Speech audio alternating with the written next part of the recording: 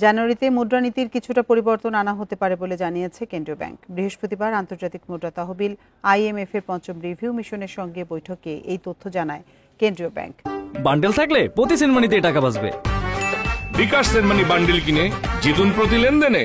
বৈঠকে IMF প্রতিনিধি দল রাষ্ট্রায়ত্ত ব্যাংকগুলোর আর্থিক অবস্থা, ব্যাংক খাতে তারল্য পরিস্থিতি, বৈদেশিক মুদ্রা ও প্রভিশন ঘাটতি কমানোর পদক্ষেপ পর্যালোচনা করে। পাশাপাশি জলবায়ু অর্থায়ন, টেকসই বিনিয়োগ এবং সবুজ অর্থনীতি নিয়ে বাংলাদেশ সরকারের নীতিমালা সম্পর্কেও জানতে চায় বলে জানানো হয় কেন্দ্রীয় ব্যাংকের কর্মকর্তারা।